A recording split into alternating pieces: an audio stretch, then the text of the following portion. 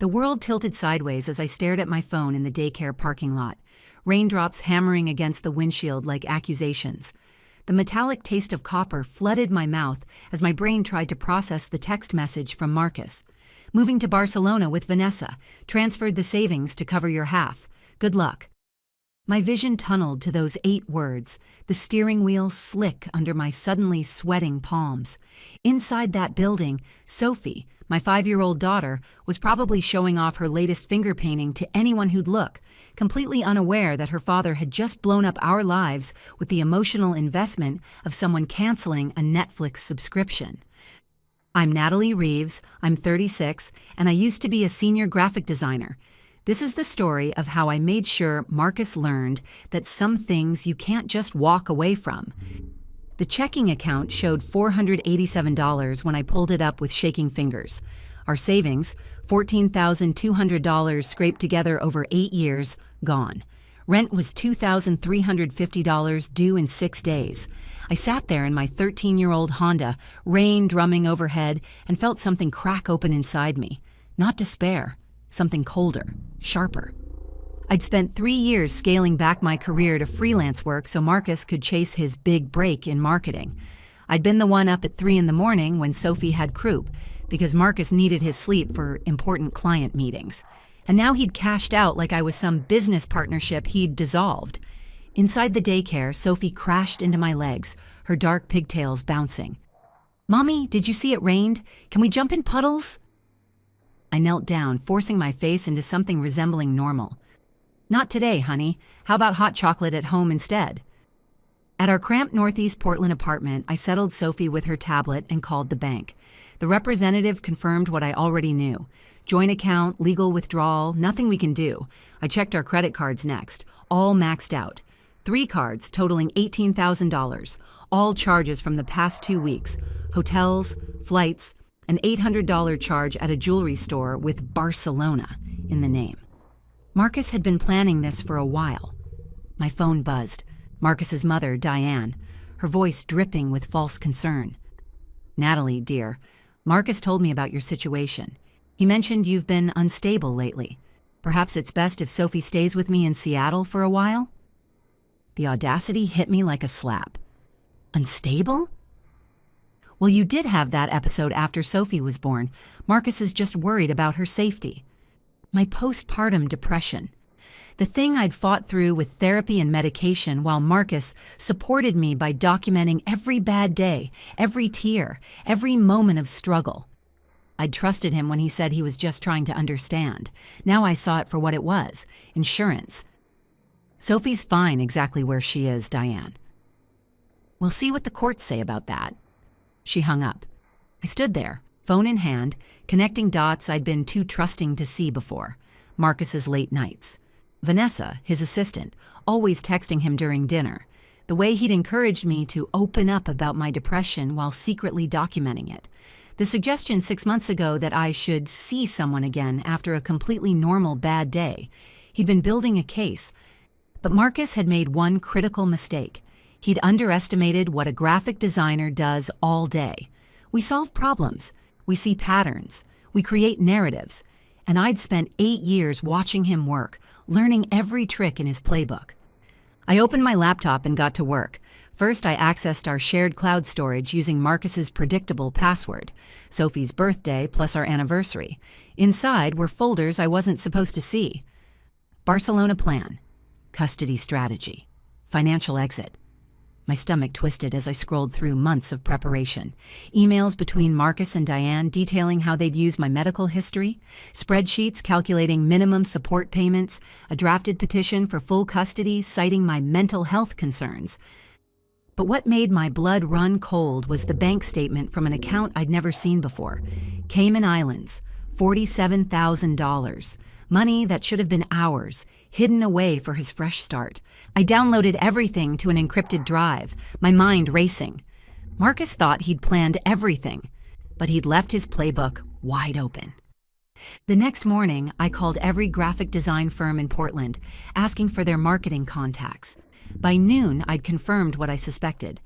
Marcus had been pitching himself to Horizon Global Barcelona for 3 months, using work he'd done at his current company.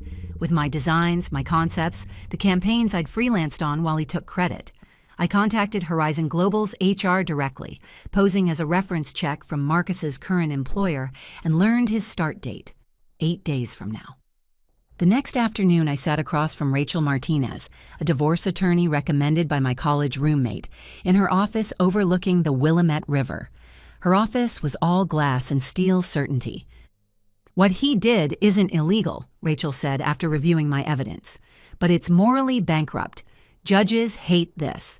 We can file emergency motions for child support and freeze his assets, but we need to prove he's hiding income." I slid the printed Cayman account statement across her desk. "Already done." Rachel's eyebrows lifted. "How did you—" "He used our daughter's birthday as his password for everything. He's not as clever as he thinks." "We can work with this." She leaned forward. "But Natalie, this is going to get ugly. Are you prepared for that?" I thought about Sophie asking where Daddy was that morning, her confused face when I'd said he was on a work trip. Whatever it takes. "My retainer is usually $5,000, Rachel said carefully, "but I can work on contingency. I'll take my fees from the assets we recover. Based on what you've shown me, there's more than enough here." That evening, while Sophie slept, I did something I'd sworn I'd never do. I called Vanessa. I'd found her number easily enough, saved in Marcus's phone contacts in the cloud backup, listed under V Work. She answered on the third ring, her voice cautious. "Natalie?" "We need to talk, woman to woman." A long pause. "I don't think—" "He's hiding $47,000 from both of us, Vanessa. Did he tell you about that?" Silence. "There's a Cayman account. Money he claimed we didn't have while I was rationing groceries. Money he's planning to use to start his Barcelona life. How much of it do you think you'll see?" "That's— Marcus said you guys were broke, that you spent everything on—" "On what? Feeding our daughter? Paying rent? Meanwhile, he was taking us both for a ride." I let that sink in. "Look, I know you're not the villain here. He is. But you need to know who you're moving to Spain with." Another long silence then. "There's something else. Another account in Liechtenstein. Over $200,000. He told me it was from an inheritance, that we'd use it to buy a place in Barcelona." My heart hammered. $200,000? "I have the account information. I was helping him organize his files for the move last week and found a statement he'd printed out and left in his briefcase. When I asked him about it, he got scary. Told me to forget I'd seen it." Her voice cracked. "I thought I was building a life with someone honest. I didn't know he had a family until 2 months ago, Natalie. I swear to God." "I believe you," I said, and surprisingly, I did. Marcus had compartmentalized us both, sold us both different versions of reality. "Will you help me? Provide documentation?" "If you promise immunity, I can't afford a legal battle." "I'll talk to my lawyer. But Vanessa, get out before he does to you what he did to me." Rachel drafted an immunity agreement, and by midnight, Vanessa had sent bank statements, emails, and a sworn statement detailing Marcus's timeline. The Liechtenstein account was the crown jewel. Money Marcus had been hiding for over 2 years, probably skimmed from his salary and bonuses, while claiming we were barely making ends meet. I filed for emergency custody at 6 in the morning, beating Marcus to the courthouse. By noon, I had a hearing scheduled for the next day, and Marcus's accounts were temporarily frozen. Marcus was still in Portland. His Barcelona flight wasn't scheduled until tomorrow evening, so I knew exactly when he'd see the notifications. Within an hour, my phone started buzzing. My phone exploded with calls. I let them all go to voicemail, except one. Marcus's voice was pure venom. "I'm trying to do this amicably, and you—" "Amicably? You stole our savings, maxed our credit cards, and planned to take my daughter. What part of that is amicable?" "That money was mine." "The Cayman account? The Liechtenstein funds? You've been hiding over $250,000 while I've been cutting coupons and taking on night shifts. How's that for amicable, Marcus?" His silence was gratifying. "You went through my files. You used my daughter's birthday as your password. Did you really think I wouldn't look?" I kept my voice steady, each word a scalpel. See you in court tomorrow. Oh, and Marcus, your flight to Barcelona tomorrow night? You won't be on it. The judge will make sure of that. I hung up before he could respond, my hands finally steady. The following morning, I walked into the courtroom. It was smaller than I'd imagined, but Rachel commanded it like a stage. She presented the evidence methodically. The drained account, the hidden funds, the custody conspiracy documented in Marcus's own emails. When she introduced Vanessa's statement, I watched Marcus's lawyer's face drain of color. Diane sat behind Marcus, her designer suit a armor of respectability. But when Rachel called her as a witness, showing emails where Diane had coached Marcus on documenting Natalie's instability, that armor cracked. You helped your son plan to take my client's daughter using medical records you shouldn't have had access to, Rachel said, her voice sharp. Care to explain? Diane's lawyer objected, but the damage was done. The judge, a woman in her 50s with steel gray hair, looked at Marcus with open disgust. Mr. Reeves, I've seen a lot in this courtroom, but this level of premeditation is remarkable. She adjusted her glasses. You drained marital assets, hid substantial funds, and plotted to use your wife's medical history against her, a history developed while caring for your child. Did you think that would work? Marcus opened his mouth, but his lawyer grabbed his arm. I'm granting Mrs. Reeves full temporary custody, the judge continued. All accounts are frozen pending forensic accounting. You'll have supervised visitation rights only, and you're ordered to pay immediate child support of $3,200 monthly. You're also restricted from leaving the country. She looked at Diane. Mrs. Reeves, the court will be investigating your role in this scheme. I suggest you retain separate counsel. Walking out of that courthouse, I felt like I could breathe for the first time in weeks. But I wasn't done. That night, I crafted an email from a burner account to Horizon Global Barcelona's compliance department. Not as Natalie. That would be too obvious, but as an anonymous industry contact concerned about their new hire. I attached nothing inflammatory, just publicly available court records from our custody hearing. The frozen accounts, the hidden funds, the restraining order. No lies, just facts. I knew how corporate HR worked. Marcus had taught me himself during those dinner conversations where he'd bragged about perception management. A senior marketing hire with active legal proceedings, frozen accounts, and fraud investigations, that wasn't just bad optics. That was a liability. The call came 2 days later. I was helping Sophie build a blanket fort when my phone rang. Marcus, his voice hoarse. They fired me.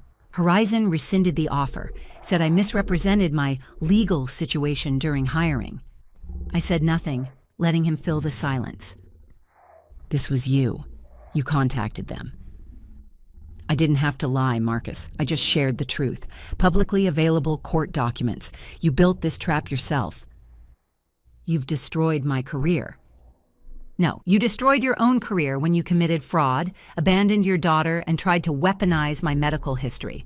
I just made sure people knew who they were hiring.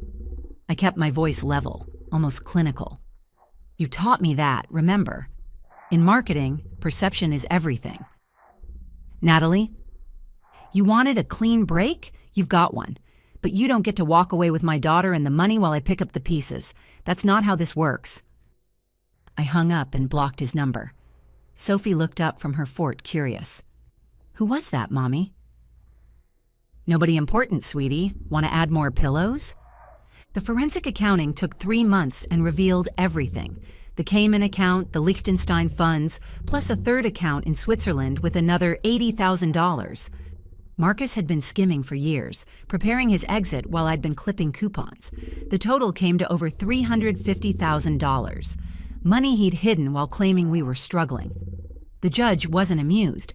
Marcus was ordered to return all marital assets plus penalties. Diane faced wire fraud charges for her role in transferring money to help Marcus hide assets. Her Seattle Country Club membership was quietly revoked when the charges became public. Marcus's name became a whispered warning in Portland's marketing circles. The guy who tried to abandon his kid and got caught. Vanessa sent me a single text 3 weeks after the hearing. Thank you for saving me from making the worst mistake of my life. She'd moved back to California and taken a job with a tech startup. The divorce proceedings moved quickly after that. With all the evidence laid bare and Marcus's credibility destroyed, his lawyer advised him not to contest anything. 4 months after that first devastating text message, I sat in a different courtroom as the judge declared our marriage officially dissolved. Marcus didn't even show up for the final hearing. With the recovered funds, I bought a small house in Portland's Montevilla neighborhood. Nothing fancy, but ours. I returned to full-time design work at an agency that actually valued my contributions. Sophie started kindergarten and declared herself the best artist in class, just like her mom. One evening, Marcus requested to video call Sophie, one of his supervised rights. I set up the tablet and watched from the doorway as Sophie showed him her latest drawings, chattering about her new friends. Marcus's face on screen looked older, defeated. When Sophie finished and ran off to play, he stayed on the line. "Natalie, Don't." I moved closer to the camera. "You don't get to apologize your way out of what you did. You planned to take everything, our money, our daughter, my credibility. The only reason you didn't succeed is because you underestimated me." "I know. I was selfish and—" "You were calculating. There's a difference." I leaned forward. "But here's what you didn't calculate. I'm a designer. We solve problems. We see what others miss. We create the narrative." I smiled, cold and satisfied. "You wrote the villain's playbook and left it where I could read it. That's not my fault. That's yours." His jaw tightened. "Sophie deserves better than this." "You're right, she does. That's why I fought for her." I reached for the tablet. "Your 10 minutes are up." I ended the call and found Sophie building a block tower in her room, humming to herself. She looked up with that gap-toothed smile that still made my heart ache. "Mommy, when I grow up, can I be an artist like you?" "Baby, you can be anything you want." "Even better than Daddy at his job?" I knelt beside her, helping stack another block. "Especially better than Daddy at his job." She giggled, and the sound was worth every sleepless night, every court appearance, every moment of doubt. Marcus had tried to erase us from his story. Instead, I'd rewritten the ending. 6 months later, I was sitting in my new home office, a real office with a door and everything, when an email arrived from a former colleague of Marcus's. Inside was a forwarded message chain. Marcus had been applying to marketing positions across Europe, and his former company was sending warning letters to every firm he contacted. Professional blacklist wasn't an official thing, but in tight industries like marketing, word traveled fast. I didn't send those letters. His old colleagues did it themselves, disgusted by what they'd learned during the trial. Court proceedings are public record, after all, and several had attended to support me. Marcus had built his own professional grave. Diane's wire fraud case took nearly a year to resolve, but she eventually accepted a plea deal: probation, community service, and restitution. The threat of prison time had aged her considerably, according to mutual acquaintances. I deleted the email about Marcus and opened my design software, losing myself in a new project for a nonprofit client. Sophie was at school, the house was quiet, and I was finally building the life I'd put on hold. Not the life I'd planned, something better, something I'd fought for, something entirely mine. Marcus's text had said, "Good luck," like I was a problem he'd solved. He didn't know that some women don't need luck.